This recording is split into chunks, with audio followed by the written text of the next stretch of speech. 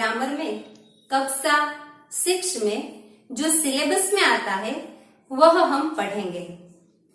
Friends, grammar में सबसे पहले जरूरी है वर्ण परिचय, इसलिए आज हम वर्ण परिचय सीखेंगे और जो ग्रामर है वह हम स्टेप बाय स्टेप सीखेंगे। फ्रेंड्स, भाषा की सबसे छोटी इकाई है वर्ण।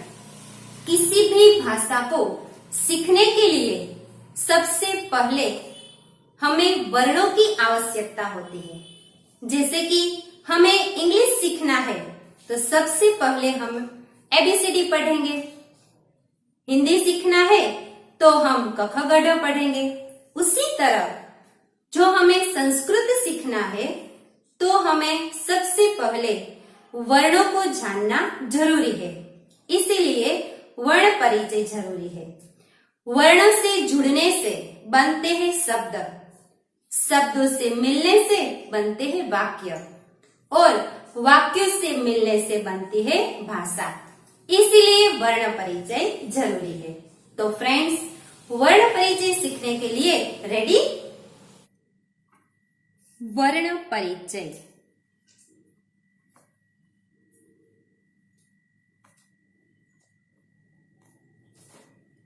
वर्ण परिचय में सबसे पहले आते हैं स्वर।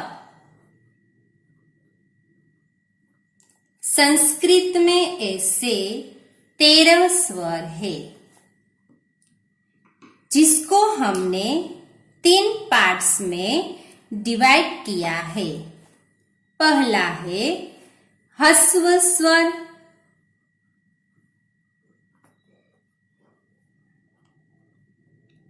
दूसरा है दीर्घ स्वर,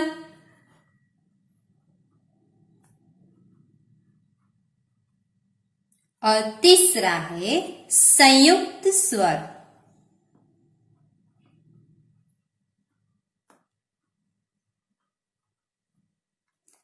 ह्रस्व स्वर में है अ,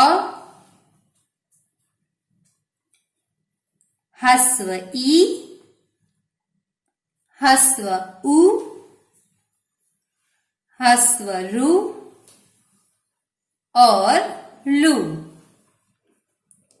ये है ह्रस्व स्वर अ, ई, उ, रु और लू। अब देखते हैं दीर्घ स्वर। दीर्घ आ, दीर्घ ई, दीर्घ उ और दीर्घ रु। ये है ह्रस्व अ और ये है दीर्घ आ। ये है ह्रस्व ई और ये है दीर्घ ई। ये ह्रस्व उ और ये दीर्घ उ। ये ह्रस्व रु और ये दीर्घ रु। लू है वो ह्रस्व ही होता है। अब देखते हैं संयुक्त स्वर। ए, ऐ, ओ और लास्ट में औ। इसे हम संयुक्त स्वर भी कहते हैं, संधि स्वर भी कहते हैं और दीर्घ स्वर भी कहते हैं, क्योंकि ये जो संयुक्त स्वर है वह 2 स्वरों से जुड़ने से ये एक स्वर बनता है, इसीलिए हम इसे संधि स्वर भी कहते हैं। अब देखते हैं कि ये जो संयुक्त स्वर है वह किन 2 स्वरों से जुड़ने से बनता है। तो ये जो है ए, वह अ प्लस ई, आ प्लस ई, अ प्लस दीर्घ ई और आ प्लस दीर्घ ई। इन 4 तरीकों से इन 2 स्वरों से जुड़ने से बनता है एस, ऐश्वर। इसीलिए हम इसे संयुक्त स्वर कहते हैं। संयुक्त यानी कि दो स्वरों से जुड़ने से वह बनता है। अब देखते हैं अ प्लस ए, आ प्लस ए। इन दो तरीकों से जुड़ने से, इन दो स्वरों से जुड़ने से बनता है ऐ। अब देखते हैं ओ। अ प्लस उ, आ प्लस उ। अ प्लस दीर्घ उ और आ प्लस दीर्घ उ। इन चार तरीकों से, इन दो स्वरों से जुड़ने से बनता है ओ। अब देखते हैं औ। अ प्लस ओ और आ प्लस ओ। इन दो तरीकों से, इन दो स्वरों से जुड़ने से बनता है औ। इसे हम संधि स्वर भी कहते हैं। जब व्याकरण में संधि आएगी तब इसकी बहुत जरूरत होगी। ये जो स्वर है वह किन दो स्वरों से जुड़ने से बनते हैं, इसीलिए हमें इसे भी याद रखना पड़ेगा। अब हम आगे देखते हैं अनुस्वार। हिंदी में ऐसे और अह ऐसे आता है। संस्कृत में ऐसा चिन्ह आता है, वर्णों के ऊपर ऐसा चिन्ह होता है जिसे हम अनुस्वार कहते हैं। ये जो अनुस्वार है वह वर्णों के ऊपर होता है। जैसे कि हम लिखते हैं हंस, तो हंस में ये जो ऊपर चिन्ह है वह है अनुस्वार। दूसरा ऐसा चिन्ह भी होता है, इसे हम कहते हैं विसर्ग। ऐसा चिन्ह होने पर उसका उच्चारण होता है ह। हम लिखते हैं देव, तो पास में ऐसा चिन्ह हो तो इसे देवः ऐसा उच्चारण करेंगे। देवाहा, ये जो विसर्ग है उसका उच्चारण होगा देवाहा। यहाँ देव ह। अब लिखते हैं कवि, तो कवि ही। अब लिखते हैं भानु और लास्ट में विसर्ग, तो ये होगा भानु हु। तो ये जो विसर्ग है उसका उच्चारण ह है, लेकिन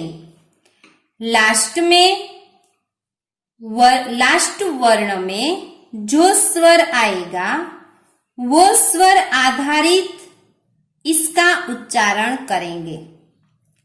यहाँ है देव अस्वर, इसलिए देवः। यहाँ लास्ट में आ स्वर है, इसलिए इसका उच्चारण होगा देवाहा।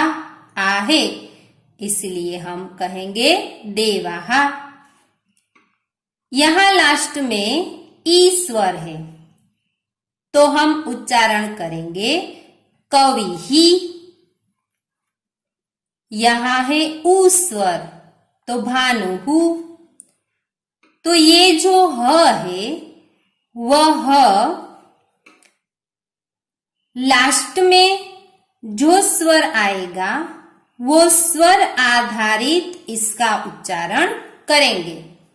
तो ये है विसर्ग और ये है अनुस्वार। अब हम ये जो ई, उ और रू स्वर है उसका चिन्ह देख ले। ये ह्रस्व ई है, उसका चिन्ह ऐसा होता है। शब्दों में उसका चिन्ह ऐसा होता है, जैसे कि कवि।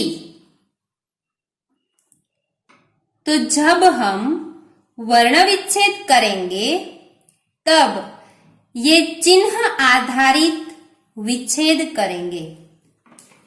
ये जो ई है वह ह्रस्व ई का चिन्ह है, वह पता होना चाहिए।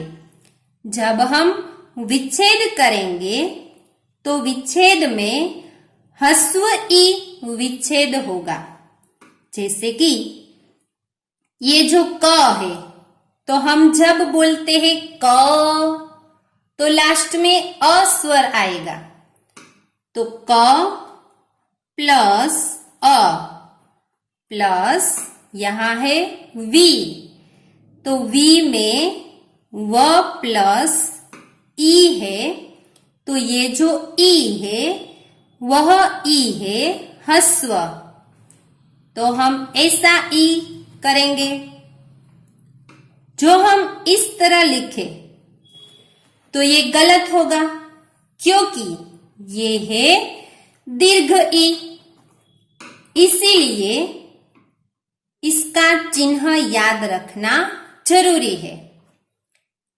ह्रस्व उ का चिन्ह ऐसा होता है। हम लिखते हैं भानु, तो यहां पर जो उ है वह उ है ह्रस्व उ। तो जब हम वर्ण विच्छेद करेंगे तो यहां न प्लस उ, ये ह्रस्व उ विच्छेद होगा।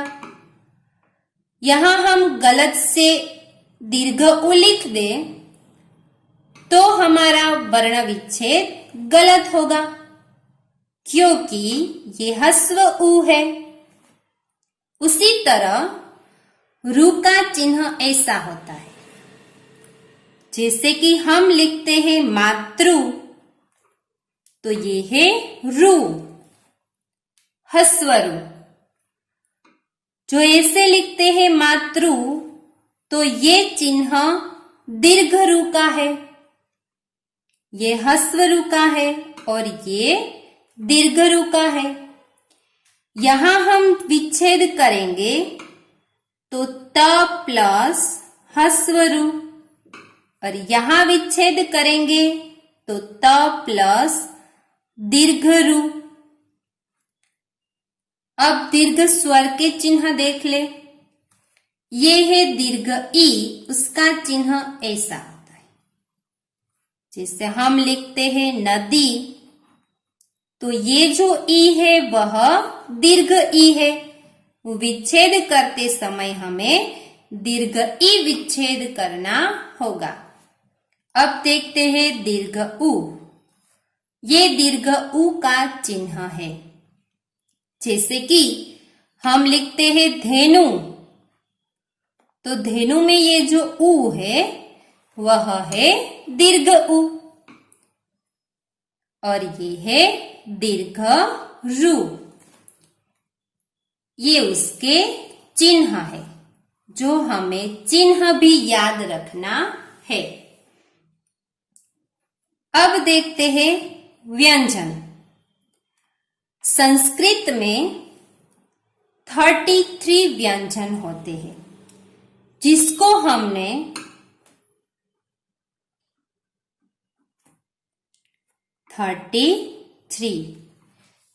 हमने 7 पार्ट्स में डिवाइड किया है। पहला है क वर्ग, दूसरा है च वर्ग, तीसरा है ट वर्ग, बाद में त वर्ग और प वर्ग। अब आएंगे उष्म और अंतस्थ।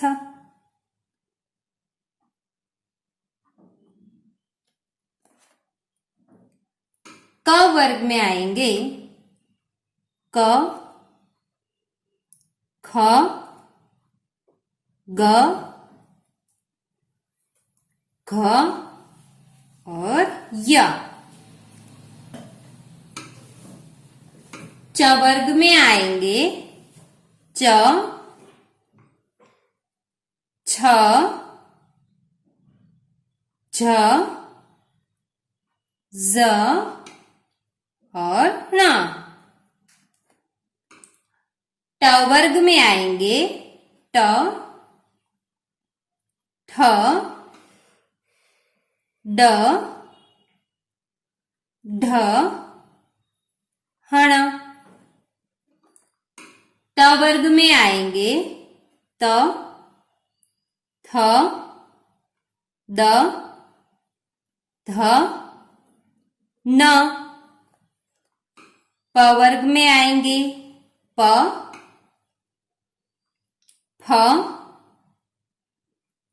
ब, भ, म। उष्म में आएंगे स। ये जो स है वह है तालव्य, तालु भी कहा जाता है। ये जो स है वह है मूर्धा और ये तीसरा श, इसे कहते हैं दंत्य। ये स है वह है तालु, ये मूर्धा और ये स दंत्य है। हवा का प्रेशर अलग अलग जगह पर पड़ता है। ये जो स उच्चारण करते हैं तब हवा का प्रेशर अलग अलग जगह पर पड़ते हैं। ये जो स है वह तालु से बोला जाता है। ये स है वह मूर्धन्य जीभ को मोड़ने से बोला जाता है और ये दंत्य स दांतों से बोला जाता है। और उष्म में आता है ह। अब देखते हैं अंतस्थ। य, र, ल, व। ये व्यंजन अंतस्थ है। तो ये है क वर्ग के क, ख, ग, घ, अंग। इसे य भी कहते हैं। उच्चारण अंग भी होता है। च वर्ग के च, छ, ज, ज, जंग, हण। जंग भी कहते हैं, हण भी कहते हैं। ट वर्ग के ट, ठ, ड, ढ, हण। त वर्ग में त, थ, द, ध, न। प वर्ग में प, फ, ब, भ, म। ये जो है उससे अनुनासिक कहा जाता है। ये जो लास्ट में है उससे अनुनासिक व्यंजन कहा जाता है। जैसे कि हमें लिखना है अंग, तो संस्कृत में ये जो अनुस्वार है उसके जगह अनुनासिक लिखा जाता है। ये अनुस्वार अनुनासिक की जगह ले लेता है। इसे हम संस्कृत में इस तरह लिखेंगे, अंग, क्योंकि जिस वर्ण पर अनुस्वार होता है उसके पास का जो वर्ण है उसका अनुनासिक यहाँ लिखा जाता है। तो अ वर्ण पर अनुस्वार है, उसके पास में ग है, तो ग वर्ग का अनुनासिक अंग है, तो इसलिए यहाँ अंग लिखा जाता है। तो इसी तरह इसे अनुनासिक व्यंजन कहते हैं। अब हम देखते हैं वर्ण विच्छेदम।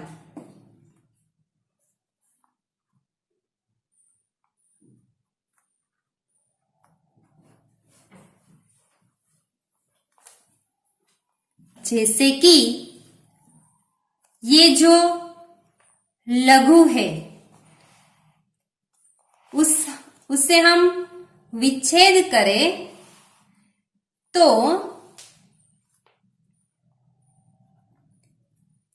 हम जब उच्चारण करते हैं ल तो उसमें अ स्वर भी है, तो ल ये है हलंत, हलंत यानी कि आधा, प्लस इसमें स्वर है अ, तो ये बन गया ल। ये पूर्ण वर्ण है। अब लघु घु, तो उसमें घ हलंत है और उसमें स्वर है उ। ये जो स्वर है वह ह्रस्व उ का चिन्ह है, इसलिए हम यहाँ ह्रस्व उ करेंगे और ये बन गया घु, लघु। अब देखते हैं शिवयति। सी, तो ये जो चिन्ह है ई का वो दीर्घ ई का है। सहलंत और दीर्घ ई, दीर्घ ई क्योंकि ये दीर्घ ई का चिन्ह है, ये बन गया सी। ये जो व है वो हलंत ही है, इसलिए हम यहाँ हलंत ही लिखेंगे, हलंत यानी कि आधा। इसमें कोई स्वर नहीं है। य बोले तो य में अस्वर है, तो य प्लस अ, ये बन गया पूर्ण वर्ण य। अब आता है ती। ती में जो ई है वह है ह्रस्व ई, ये दीर्घ ई और ये ह्रस्व ई, तो हलंत प्लस ह्रस्व ई, तो बन गया ती।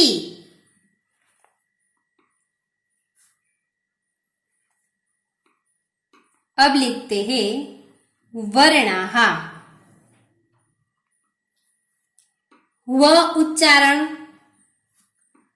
तो व में स्वर आता है अ, व हलंत प्लस अ, तो बन गया व। जब हम वर्णाहा ऐसा बोलते हैं तो व के बाद आता है र, वर्णाहा, वर्णाहा, तो ये जो है वह है र, हलंत र।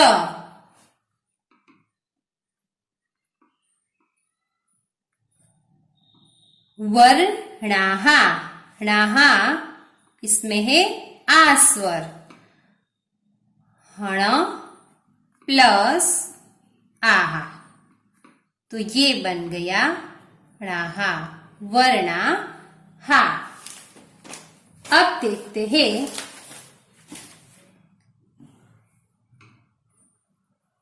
चषकः। च में अ स्वर है, च प्लस अ बन गया च। स में भी अ स्वर है, स प्लस अ बन गया स। और क में भी अ स्वर है, क प्लस अह बन गया कह।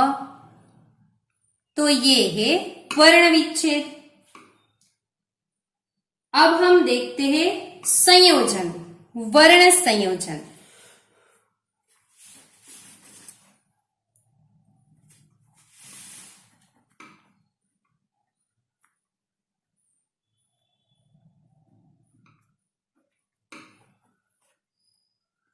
जैसे कि यहां लिखा गया है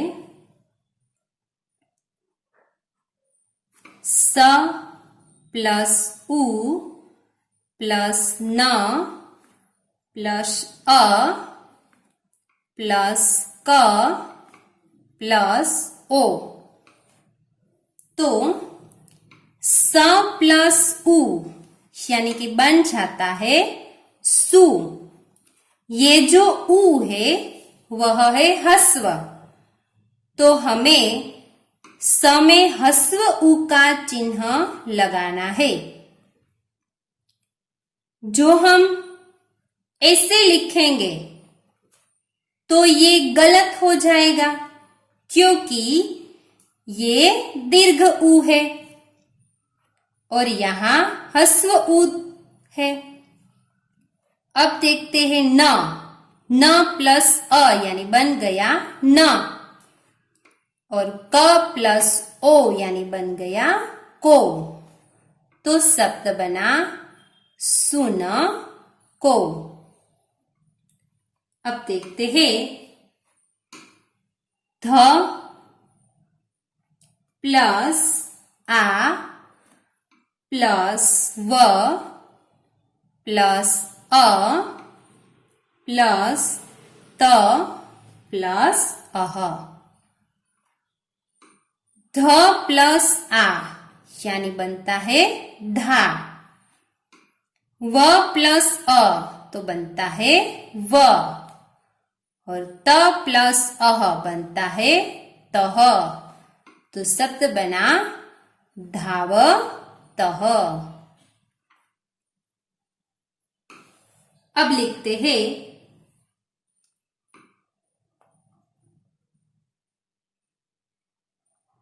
स प्लस औ प्लस च प्लस ई प्लस क प्लस अह। स प्लस औ यानी बनता है सौ। च प्लस ई, यहां पर जो ई है वह है ह्रस्व ई, तो हमें ह्रस्व ई का चिन्ह करना है ऐसा। जो यहां पर हम ऐसा लिख दे तो ये गलत होगा, क्योंकि ये दीर्घ ई है और यहां पर ह्रस्व ई दिया गया है। क प्लस अह यानी कह, तो बन गया सो ची कह। तो फ्रेंड्स, हमने वर्ण परिचय सीख लिया, वर्ण विच्छेद भी सीख लिया और संयोजन भी सीख लिया। तो हम ऐसे शब्दों की प्रैक्टिस करेंगे, वर्ण विच्छेद भी करेंगे और संयोजन भी करेंगे। Bye friends.